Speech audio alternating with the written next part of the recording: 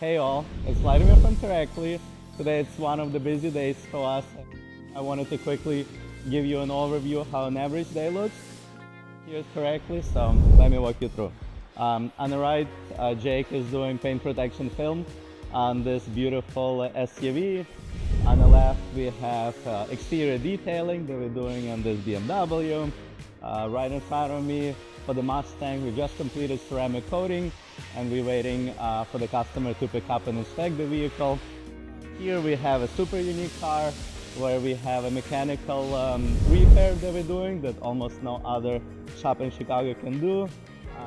And over here it's our washing bay. We're in the process between washes and interior detailings. And here we just completed a paint correction. You can actually see it here, where we're trying to save this vehicle from an expensive bodywork and do sanding and buffing technique to correct the scratch. And that's pretty much all.